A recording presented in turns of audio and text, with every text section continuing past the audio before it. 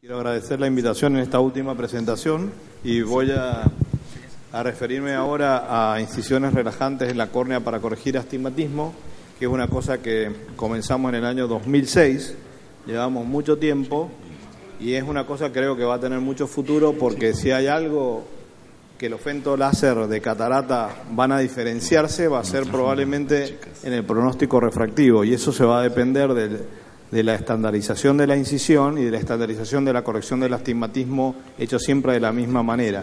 Y creo que esta es una de las herramientas importantes que van a necesitar estandarizar para que realmente sea diferente hacer una cirugía con faco láser y no normal, si no realmente las diferencias no van a ser tan importantes.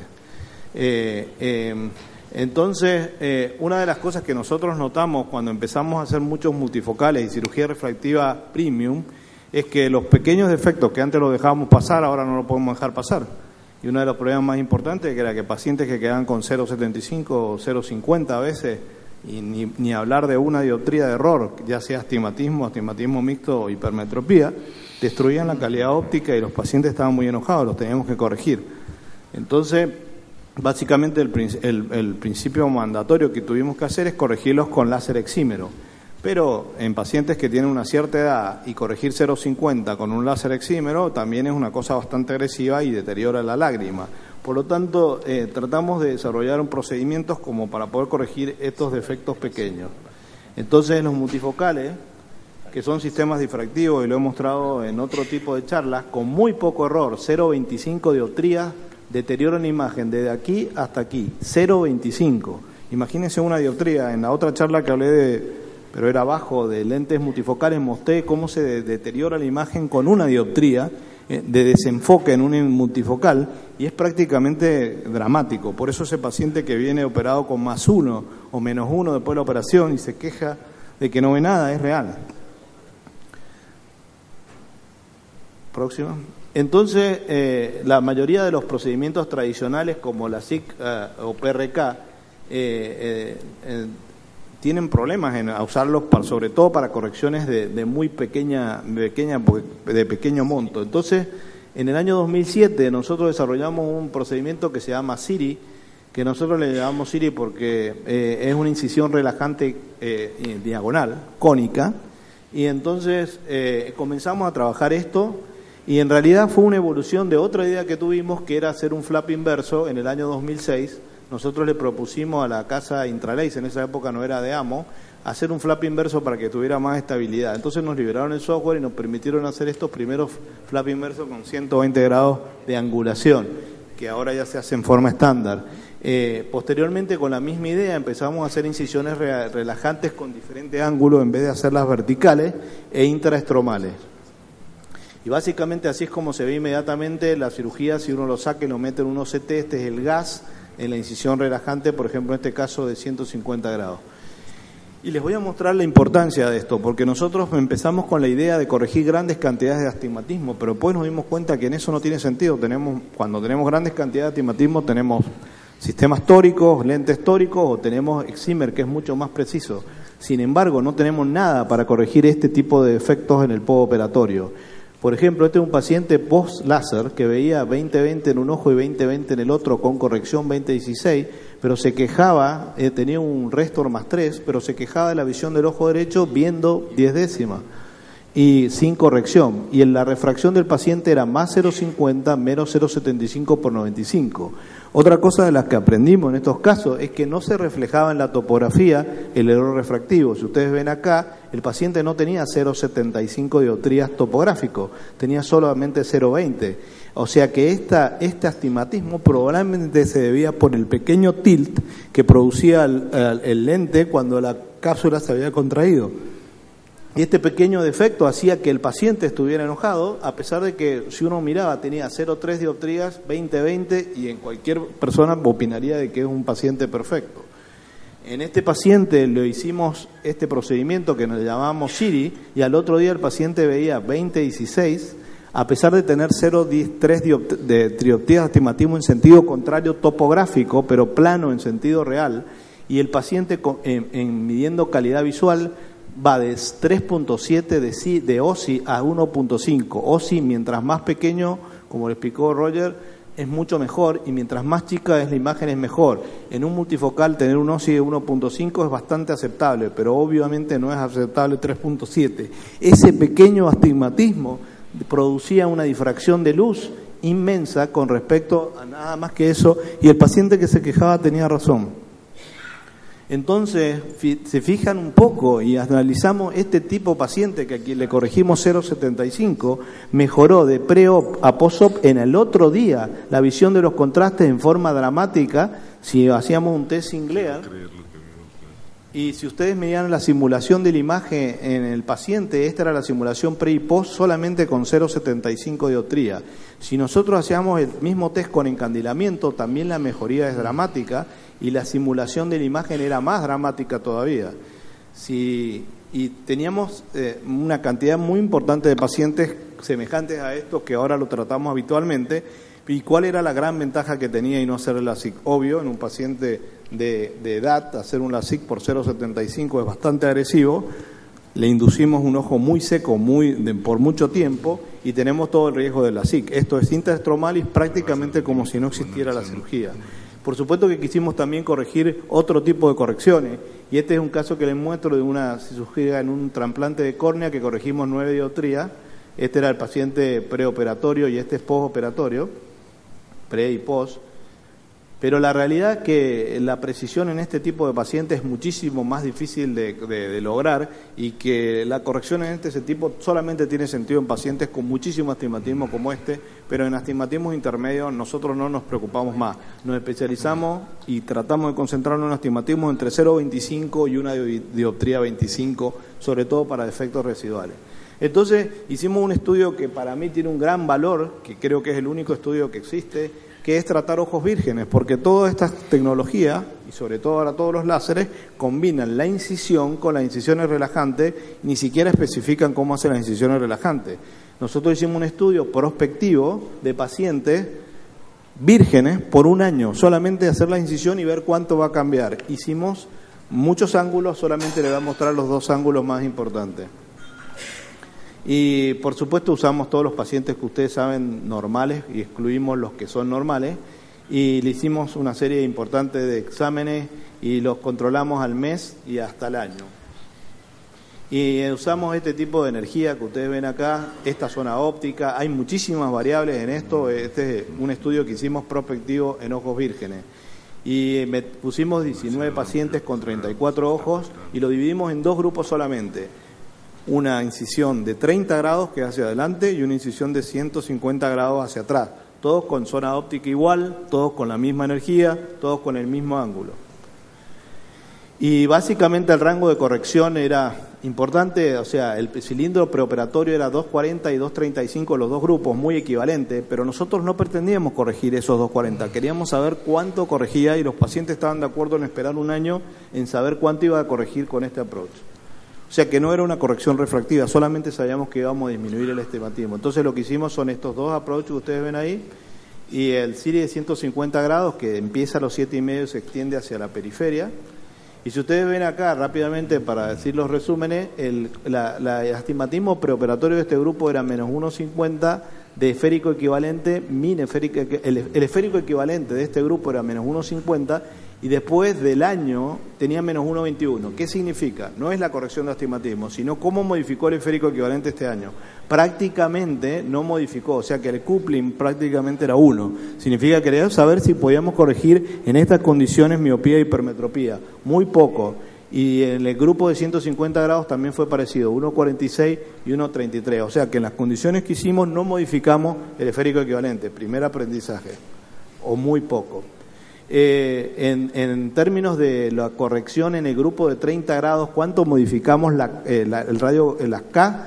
1.74 al año en promedio en el grupo de 30 grados y 1.18 en el grupo de 150. O sea que modificando la angulación, solamente con la misma zona óptica corregimos diferente. Y esta es la estadística de los grupos. Y los cambios topográficos en un año eran de 1.61 en el de 30 y 1.50 y en el de 150 1.8. Estos son los cambios topográficos que existieron medidos por Orscam. La otra cosa que nos interesó, y lo más importante, era la estabilidad, cambios topográficos y estabilidad.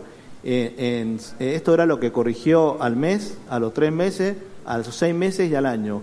Y a pesar de todo, y a pesar de que ya hemos tenido 4 años de experiencia, todavía el sistema no es totalmente estable en 30 grados, sin embargo es mucho más estable en 150 grados de angulación. Y la otra cosa importante era si perdían alguno visión, y ninguno perdió de los 2 grupos visión. Para terminar, y como moraleja, hace 6 años que estamos trabajando con esto, es muy importante para cirugía premium, pero todas las cosas tienen su fundamento e importancia. Cuando minimizan, todas las compañías dicen vamos a corregir incisiones relajantes, se pueden hacer. Le voy a explicar, tuvimos muchísimos años trabajando con incisiones relajantes de distinto tipo, y estos son típicos pacientes que tuvimos antes de los que les mostré, y eran pacientes que en el preoperatorio tenían una dioptría y media, al mes estaban perfectos, a los 6 meses invirtieron el astigmatismo, al año seguían invirtiendo, y a los 2 años algunos pacientes tenían 3, 4 dioptrías contra la regla. Todas las estadísticas que muestran los 6 meses de incisiones relajantes y de la manera que la están haciendo, yo asumo que muchos de estos pacientes van a tener esto porque no están respetando muchas cosas que aprendimos durante todos estos 6 años. O sea, van a hacer astigmatismos contra la regla y muy grave de solucionar. Por lo tanto, cuando les sugieren hacer incisiones relajantes con los Fentosecom, sean muy prudentes y por lo menos pregunten algo, porque yo no he visto ninguna estadística de más de 6 meses y nosotros tenemos muchos pacientes como estos. Muchas gracias.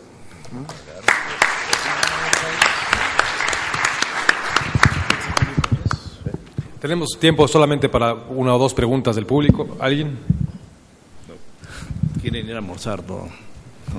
Yo no vi la conferencia magistral. Puedo hacer un comentario sobre el SMILE, que es una cosa muy atractiva. El SMILE es una técnica que trató Carl Zeiss de empezar hace bastante tiempo, y yo tuve mucho tiempo hablando con el CEO, que es Michael Kraft, que es inclusive el CEO de Zeiss. Su especialidad es femtosegundo, por eso entiende muchísimo esto. Y una de las cosas que discutíamos es cómo con un femtosegundo vas a llegar a tener una precisión de un excimer láser que corrige a 0.20 micras, y las burbujas de los femtosegundos son de 2 micrones o 3 micrones. Y cuando vos levantaste el flap y vimos la base, evidentemente no tiene el grado de suavidad que tiene un excimer láser en la actualidad. Pero como nosotros aprendemos a no hablar demasiado en la tecnología, porque lo que decimos después, la tecnología mejora y nos lo retruca, es muy probable que el femto vaya en algún momento a tener una precisión semejante. Sin embargo, mi opinión es que en la actualidad, si nosotros estamos tratando de corregir aberraciones o afericidades, a nivel de femtosegundo todavía no está a ese nivel o ni siquiera cercano. Sin embargo, los resultados son bastante aceptables. Y si midiéramos calidad visual, es muy probable que esas interfaces que no son tan pulidas, tampoco la calidad visual sea equivalente al femtosegundo, a lo que estamos haciendo con Excimer hoy. Lo digo después, ¿esa es tu impresión o no? Claro, y y eso ellos lo dicen muy claramente y no lo ofrecen. No pueden darnos hasta ahorita un patrón asférico y no podemos hacer tratamiento para las aberraciones. Sin embargo, comparando con ablaciones esféricas, el resultado es similar, y probablemente si nos viéramos más minuciosos y más acuiciosos en la revisión de la interfase con microscopio de barrido, quizá podamos ver irregularidades que no vemos con OCT o con Scheimpflug, que es con lo que lo estamos analizando ahorita. Yo ahí voy a meter mi cuchara, porque hicimos un estudio precioso en que comparamos un ojo de Flex contra el ojo contralateral LASIK. Y nos esperamos 1 mes y medio, hicimos una encuesta por teléfono, alguien totalmente independiente, a ver qué ojo sentía el paciente que veía mejor y con qué ojo se volvería a operar. Y en una gran mayoría escogieron, sin duda, la experiencia de la cirugía fue mucho más agradable con el femtosegundo que con un LASIK convencional. Eso es con el femtosegundo, o sea, femtoLASIK versus por eso Flex. seguro que el femtoLASIK es mejor experiencia, porque esto casi sería como la comparación con el Siri, que es lo que te estaba mostrando. Cuando vos operás a un paciente con lo que yo llamo Siri, que es intraestromal, el paciente es como si no lo hubiera operado. O sea, se va y no te dice no tengo ni el ojo seco, no tengo nada. O sea que la realidad es que sería una cirugía ideal, corregir intraestromalmente, sacar un bife como lo que vos hiciste, un bife argentino, y de carne buena, y realmente compararlo, la experiencia en términos de sequedad, molestia y todo es increíble. Así que probablemente estén comparando, si la visión es más o menos aceptable, el confort no tiene comparación. Claro. Time over. Okay, esta última pregunta. No. A ver.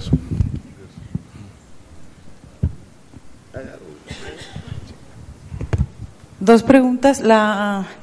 Con la técnica SMILE, ¿si tienen algún problema de visión nocturna los pacientes? Si hay algún comparativo con los pacientes de Excimer convencional. Y para el doctor Saldívar, ¿qué cantidad de astigmatismo fue el que más se operó con incisiones relajantes en posoperados de trasplante? Y si se invirtió igual que en los casos del estudio que presentó. En cuestiones de halos y deslumbramientos, la visión nocturna disminuye al igual que con una cirugía refractiva láser, ya que la zona óptica se programa de la misma forma que en cirugía refractiva con Excimer láser. La sensibilidad al contraste disminuye igual, la estamos midiendo en condiciones mesópicas y en condiciones escotópicas, y sí, claro que disminuye, se mantiene dentro de rangos normales, pero en la inferior.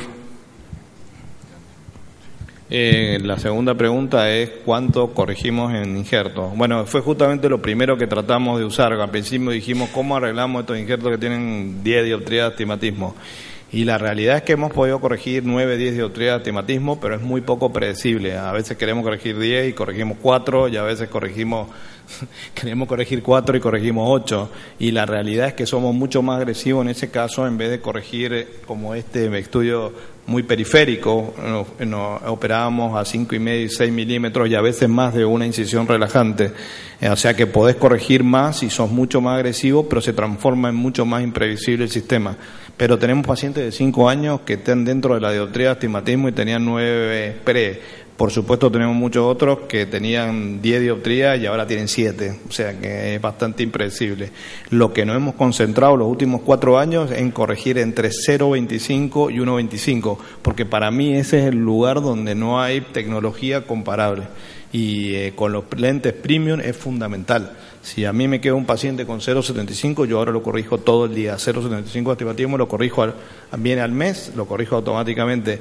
Y el grado de satisfacción es increíblemente mayor. Y nosotros lo medimos con calidad visual. O sea, nos mejora todo. O sea, no es un problema de que el paciente me dice, al otro día el paciente de estar agresivo nos besa la frente.